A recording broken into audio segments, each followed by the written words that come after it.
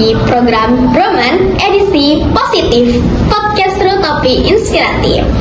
Hari ini di studio Broman kita kedatangan tamu nih, yaitu tim Satgaswil Kepulauan Bangka Belitung Densus 88. Ya, halo Bapak. Halo. Apa kabar nih Pak? Baik, alhamdulillah. Alhamdulillah baik ya Pak ya.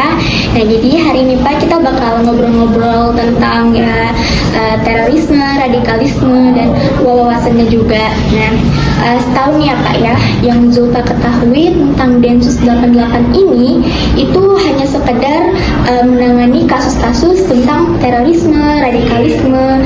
Tapi pada hari ini Densus 88 juga datang nih ke sekolah kita, khususnya di MAN 1 Pangkal Pinang ini untuk pembinaan mengenai wawasan kebangsaan di kalangan pelajar.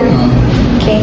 Jadi menurut Bapak, jadi ternyata Densus 88 ini tugasnya nggak hanya sekedar tentang membahas tentang radikalisme, terorisme, tetapi juga pembinaan juga ya Pak ya.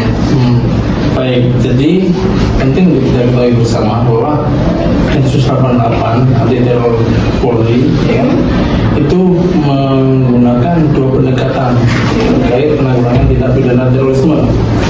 Yang pertama yaitu menggunakan hard approach, yaitu mekanisme penegakan hukum.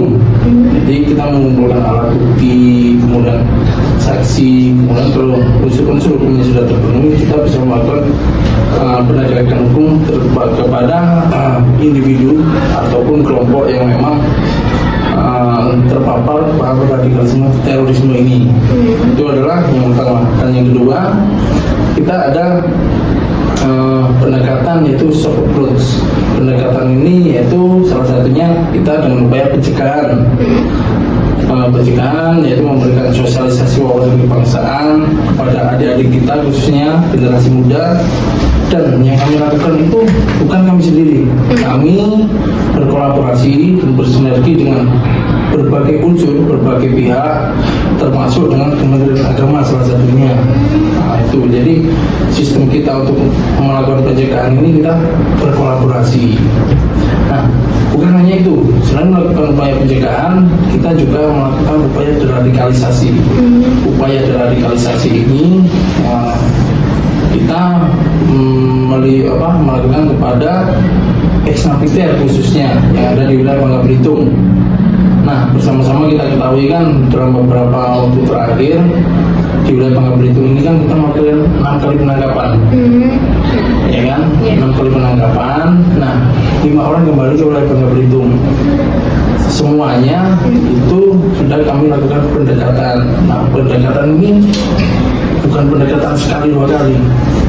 Bahkan kami mempunyai hubungan emosional dengan yang bersangkutan dan mereka ini. Jadi terciptalah kepercayaan mereka dengan kita dengan mereka, sehingga mereka dengan kesadaran penuh, ya, tanpa paksaan, tanpa intervensi, mereka menyatakan kembali ke NKRI. Bahkan hari ini mereka yang sebelumnya menjadi pelaku, ya, ataupun seseorang yang terpapar, sekarang ini mereka malah menjadi duta pencegahan bagi kita.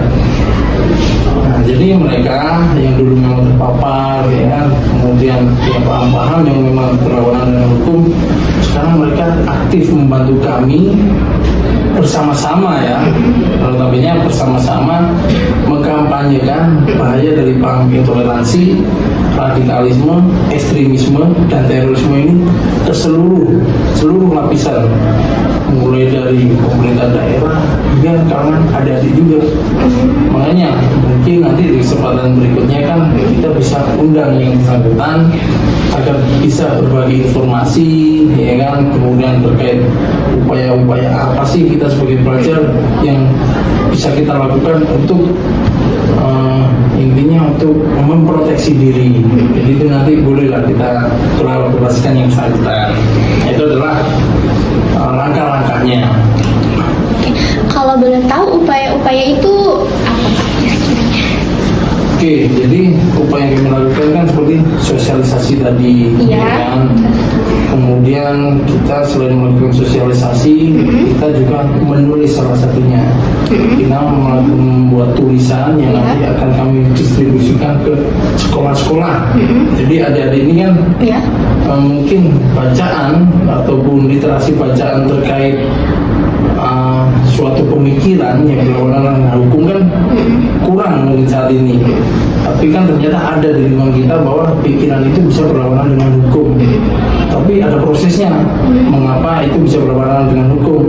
Nah, prosesnya tadi lah, nanti kita pasti tulisan-tulisan itu adalah salah satu langkah yang kita ambil. Jadi mungkin yang sedikit kami jelaskan dan sudah tahapan selain datang ke MA ini untuk roadshow, kami juga sebelumnya sudah melakukan roadshow berkolaborasi dengan Dinas Pendidikan. Roadshow-nya itu di sekolah tingkat menengah, SMA dan SMK Seberga Belitung. Jadi kita memang berkelanjutan. Mungkin kita hari ini kan sudah ketemu, selanjutnya juga akan ketemu lagi. Nah, dan juga penting untuk kita ketahui bahwa Densus 88 itu kan orang yang tahu itu kan kita khusus terorisme. Iya. Kemudian kita yang tertutup bener kan, secret ya namanya ya. Kemudian kenapa sih sekarang muncul ke permukaan? Jadi ada sesuatu yang melatar belakanginya. Ada sesuatu yang melatar belakanginya. Contoh ya. Kita lihat tadi, kita sampaikan bahwa indeks potensi radikalisme yang dikeluarkan oleh BNPT di tahun 2023 itu kita indeks potensi radikalnya di nomor 13 dari 34 provinsi. Nah, kemudian kita di tahun sekarang, di tahun 2024 kita urutan 8 dari 38 provinsi, naik dong. Nah, itu kan menjadi itu menjadi hal yang memang harus kita selesaikan. Caranya gimana? Gimana kira-kira? Nah, caranya kan termasuk sosialisasi ini. Oh, iya. Benar. Seperti itu adalah salah satu langkah. Cuma kembali lagi, pencegahan itu akan maksimal kalau dilakukan oleh semua unsur. Ya kan, termasuk partisipasi adik-adik. Ya. Ya kan, tadi kita jelaskan bahwa kita ada akun media sosial dengan nama Purple Prevention sebagai edukasi. Adik-adik bisa berperan di dalamnya, bisa. Dengan membantu kami itu apa? Ambil itu tulisan, silakan di-share ke teman-teman, itu kan juga termasuk langkah pencegahan. Adik-adik kan pasti bertanya, kami sebagai pelajar apa sih yang bisa kami lakukan?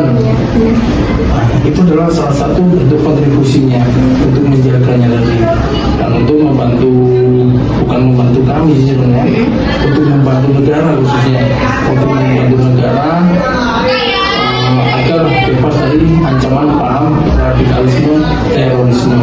Itu tepatnya.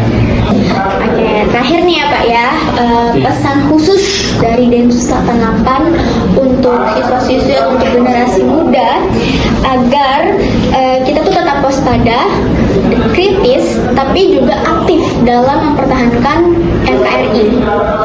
Oke, terima kasih ya, pertanyaan yang sangat bagus. Jadi kalau kita bicara terkait generasi muda, mereka, generasi muda ini adalah generasi yang akan meneruskan bangsa. Jadi estafet kepemimpinan bangsa ini ada di generasi muda saat ini. Makanya generasi yang memang punya dedikasi tinggi terkait pendidikan, ya kan, kemudian terkait semua hal yang dicintainya tapi diimbangi dengan dedikasi, insya Allah akan menjadi generasi yang memang benar-benar bisa mengemban amanah untuk memajukan bangsa dan negara. Itu sangat jelas. Jadi bagaimana ataupun apa yang kita lakukan hari ini akan mempengaruhi kita ke depannya. Kalau kita lakukan hal yang positif hari ini, insya Allah nanti seterusnya pun kita akan melakukan hal yang positif. Bahkan tanpa kita sadari, hal yang positif menurut kita biasa saja itu sangat berdampak luar biasa kepada keutuhan bangsa dan negara. Jadi yang pertama, khususnya kita cintai lingkungan kita saja. Kalau kita cintai lingkungan, insya Allah apapun yang terjadi dengan lingkungan kita akan mengambil langkah. Ya kan, contoh ada suatu tindakan yang memang mulai berlawanan hukum, pasti kita akan mencoba untuk mencegahnya agar tidak terjadi. Itu kan lingkungan, tapi dampaknya ke bangsa.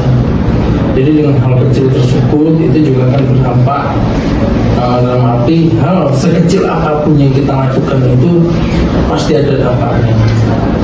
Bahkan hal tersebut juga berdampak ataupun tanpa kita sadari kita juga berpartisipasi menjaga keutuhan bangsa dan negara. Itu dokternya, sekecil apapun ya. Begini saja.